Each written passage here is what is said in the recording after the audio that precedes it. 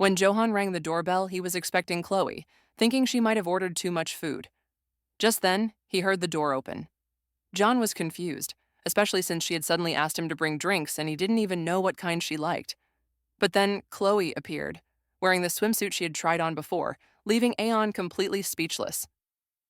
Let's rewind to the last night of the trip, when the girls had been talking about whether they had ever worn something special for someone. Though some of them were already dozing off, others kept the conversation going. The topic grew more animated, even though a few didn't want to share their experiences of dressing up for their partners, possibly because those stories didn't end well. Roy figured that must have been the case, but Chloe could tell the girls were talking more and more about past relationships. It seemed intentional. Still, she listened curiously. It turned out one of the girls' boyfriends had become obsessed with those kinds of surprises, and Gina wanted to know where the outfit was from. They offered to lend it to her, but she declined, mainly because of what it had already been used for. Chloe was completely absorbed in the conversation, until Yelena suddenly caught her eavesdropping, startling the blonde. Now all eyes were on Chloe. Though she denied it at first, she eventually admitted she'd seen similar things online and was curious whether guys really liked that sort of thing. While the others confirmed they did, they were especially curious what their teacher thought. Gina wasn't sure if it was okay to ask something like that, but Yelena thought there was no harm in it. After all, sharing that kind of experience with your partner could be meaningful. Surprised, the girls asked if Yelena had ever done something like that. Chloe tossed a pillow at Rui to stop her from teasing their teacher and apologized, but Yelena didn't seem to mind. In her mind, she wondered how they had even gotten to that topic. It was a little embarrassing, but it also reminded her of her college days. Apparently, the generation gap wasn't so big after all. The girls were still curious, even imagining Yelena wearing something like that, and deciding anyone who saw her in it would fall head over heels. Chloe almost smacked them. Yelena admitted she'd never tried it before, and with good reason. Anything she wore might make someone fall too hard for her. That embarrassed everyone, but even if she was joking, they couldn't help but laugh. They even wanted to make her their new drinking buddy. The only one who couldn't keep up was Chloe, who was already tipsy. Yelena guessed Chloe had someone in mind for that kind of surprise, which shocked Chloe. Why would she think that? But Yelena insisted that any surprise coming from her would be welcome. The other girls encouraged her too. That's why Chloe remembered that night, specifically that conversation. Now was her chance. The warmth from the trip hadn't faded yet. It was the perfect time to try it, although she worried John might get the wrong idea. Still, she had confidence in her figure. What really concerned her was the fact that she had suddenly invited him over and asked for drinks, only to greet him in a swimsuit. It was embarrassing. She knew it could be too bold, especially with all her talk about purity. But then she remembered Yelena's advice. The more skin you show, the closer the connection. Now was the time. Chloe was a little excited to be alone with him, but in the present, she was beet red, trembling with nerves. Leon hadn't said a word yet, until suddenly he told her she looked amazing. Her mind went completely blank. Chloe quickly slammed the door in his face, overwhelmed. Despite what she'd just heard, she didn't know what she was doing anymore. Now Chloe was drowning in embarrassment. She felt ridiculous for doing that, and still wasn't sure whether she had just scared him off. She honestly didn't know what to do, thinking it had all been a terrible idea. But then she heard John knock and say he hadn't gotten a good look, asking if she could show him a little more. Taking a deep breath, Chloe decided to pretend nothing had happened, erasing the memory like it was just a fleeting illusion. After a moment, she opened the door again and calmly asked him to come in. John was still completely confused, but handed over the drinks she had asked for. Now inside, Chloe was focused on what they should eat and offered to order something. John, trying to act normal, asked if he could sit on the couch. As he sat down, he was still puzzled by what had just happened. Maybe it had been so embarrassing for Chloe that she'd wiped it from her memory. Now he didn't know how to act. Was she expecting him to say something? And worst of all, he had liked her swimsuit, enough that he kind of wanted to tease her again just to see her cute, flustered reaction. Since there was nothing to eat, Chloe asked what they should order, so John asked for the swimsuit. This caught Chloe completely off guard. Still, John complimented how great it looked on her, which made her scream and flail around her apartment in embarrassment. John, on the other hand, was secretly relieved. Chloe, meanwhile, was dying of embarrassment. But then John apologized, admitting he was just caught off guard. He even checked to make sure no one else was nearby before telling her again how beautiful she looked, adding that the outfit suited her perfectly. That surprised Chloe, especially since she didn't really know why she'd opened the door wearing a swimsuit in the first place. She admitted it would have been a shame to buy it and never wear it. John realized he must have arrived at the worst possible moment, assuming she had just been trying it on. He apologized again, but Chloe, shyly, confessed the truth. She wore it so he could see it. John was speechless. The atmosphere turned awkward, so Chloe quickly offered to show it to him again if he wanted. He agreed, but then told her to wait, stepping closer and gently grabbing her arms, which startled Chloe. She asked him not to be so rough, confused by what he was doing. John thought maybe she was drunk, which offended Chloe's pride.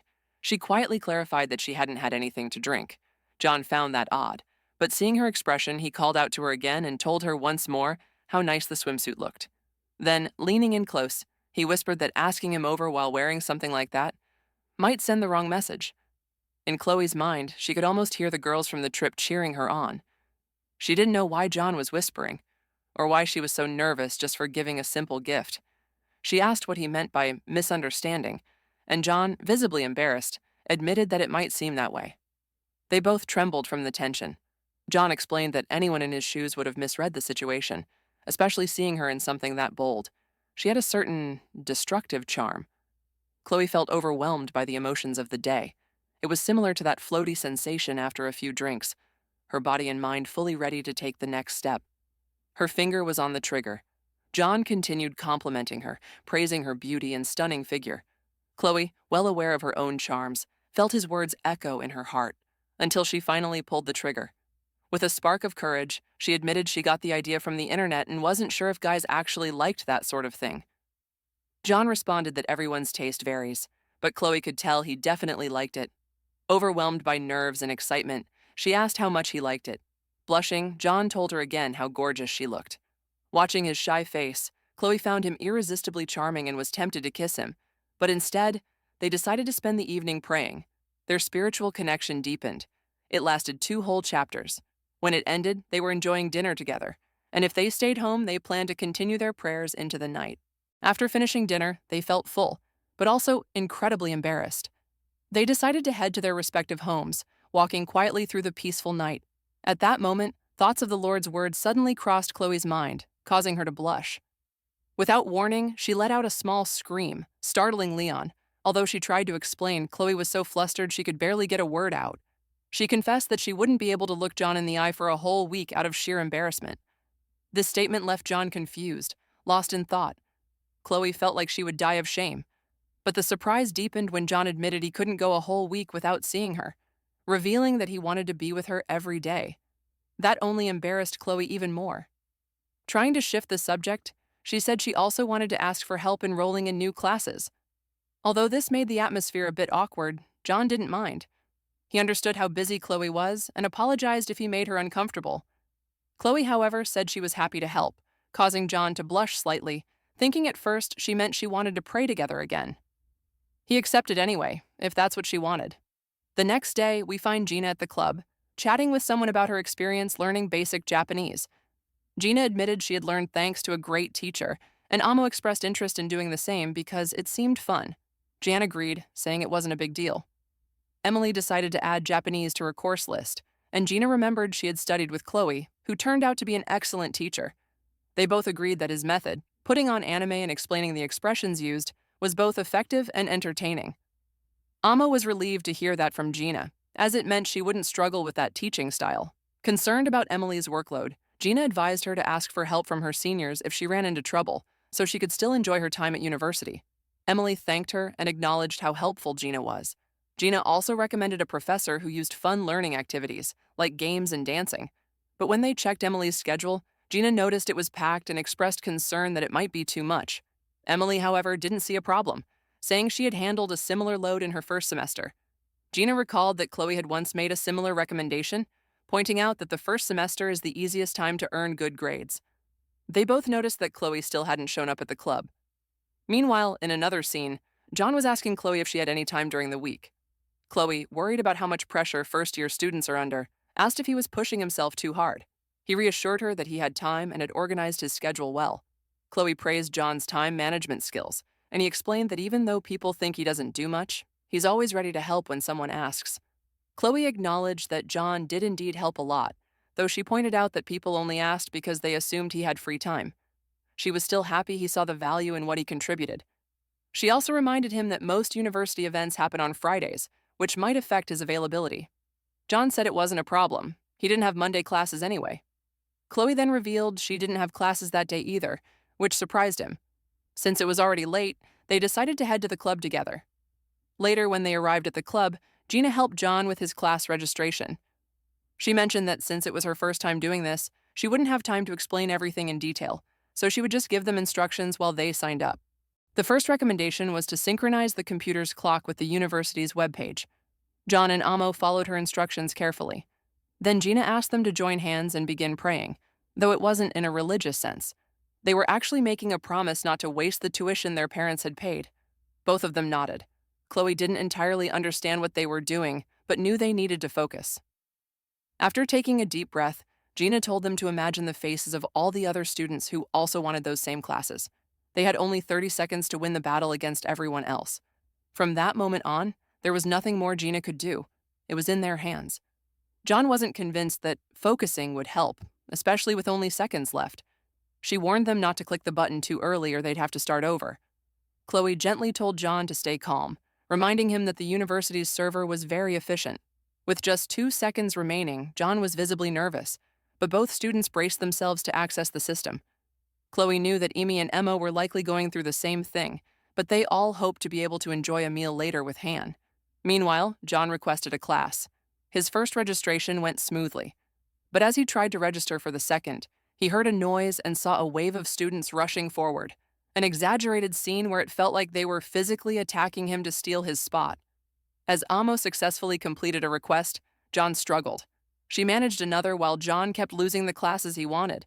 Gina then advised him to activate Plan B, except John didn't have one. She told him to start choosing his most important subjects while he still had time.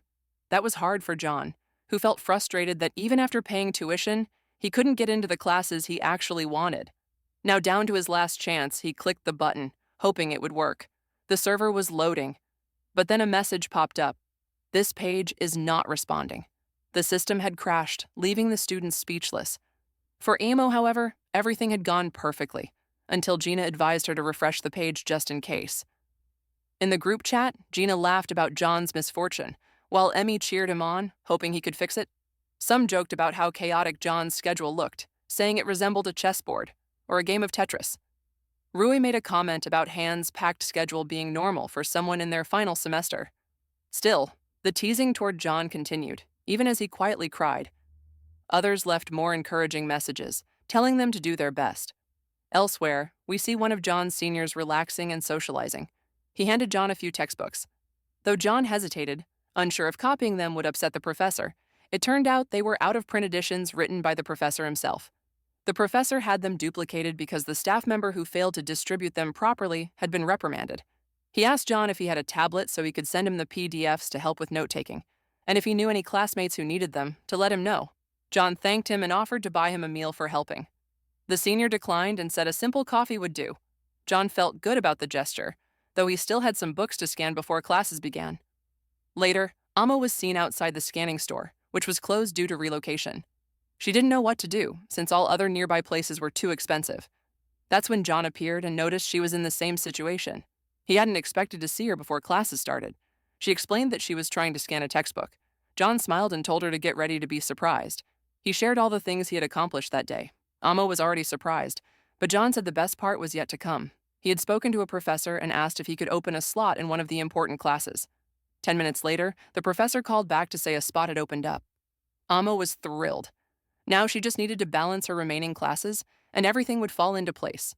John praised how well Amoy had managed to register for her classes, and she proudly showed him her schedule. He was amazed by how many classes she was able to take. Amoy explained it was thanks to her good grades last semester and the fact that many of the courses didn't have too many assignments. John pointed out that she would basically be at school all the time, even joking that she might end up sleeping in the clubroom, something Amoy had actually done before without issue, which surprised him. When he saw Japanese on her schedule, it reminded him that Chloe had recommended it. Amoy said she had chosen it based on Gina's suggestion. When he asked if she thought he'd pick it too, he admitted he had completely failed to register for it. Amoy laughed a bit, though it was also disappointing. It would have been fun to take another class together. Still, John had hopes that maybe a spot would open like it had in the other class, and that he could surprise her by suddenly showing up. She said she'd look forward to that. Classes eventually began. Though nervous, John was mostly focused on fixing his schedule. Some classes had set times, while others could be shifted to the evening. He planned to request access to those. He consulted his upperclassmen. When he approached Han, she had already forgotten how she had fixed her own schedule and invited him to have lunch with her and Emmy. Since she had already managed to pick all her classes, she suggested lunch again, this time with Chloe. She noted that the university stayed open all day and that many students stayed late at night. She offered to ask around to see if he could sit in on any of her courses. Then he asked Gina, who was busy with something else that night, but said she'd help if she had time. Professor Yelena also shared some stories about her own college days, although they weren't the fondest memories for her. He eventually caught up with Emma, who just told him she wasn't sure if she could help. John had thought he'd be stuck there all night, but Emma genuinely didn't know what to suggest. Back with Amoy, she was surprised by everything John was doing. Still, he lightly scolded her, feeling like she hadn't helped much. Elsewhere, a pair of girls were chatting. One had aligned her classes with her boyfriend and was curious about Emma.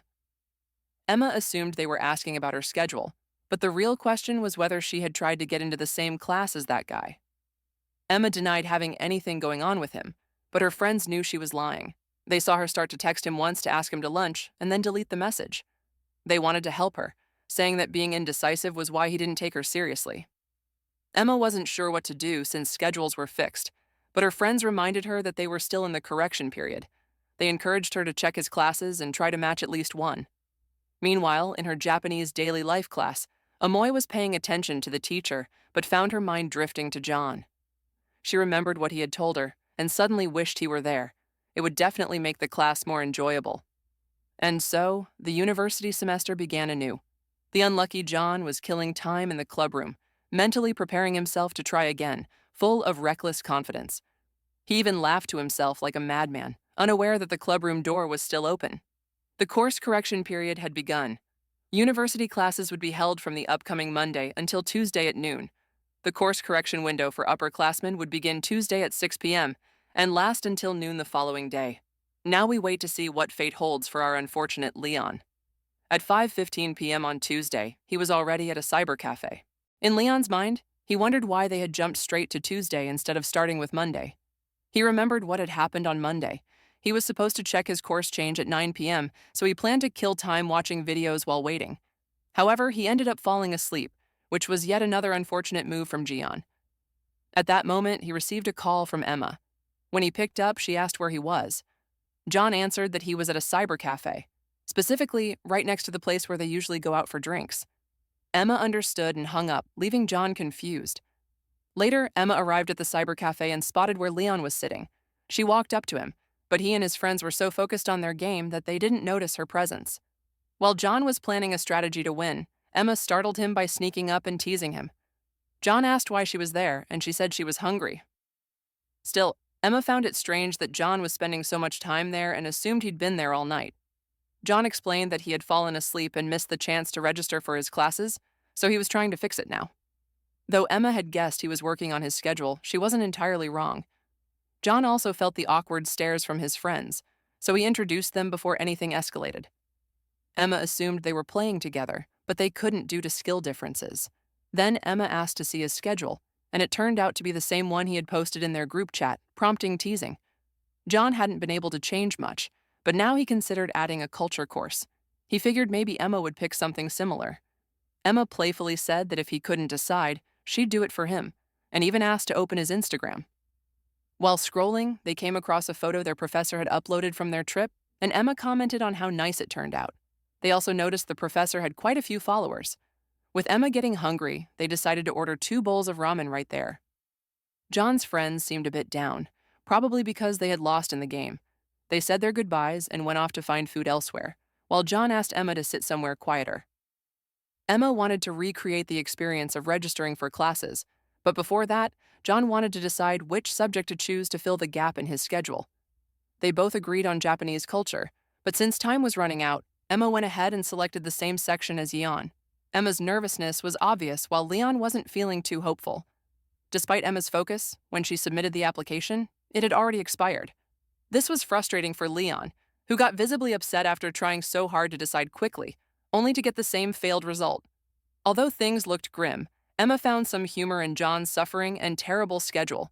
She recalled the advice from their upperclassmen about building their schedules, And it hadn't even occurred to her that in one of her classes, she'd have to watch all the students run off to other courses without having time to eat.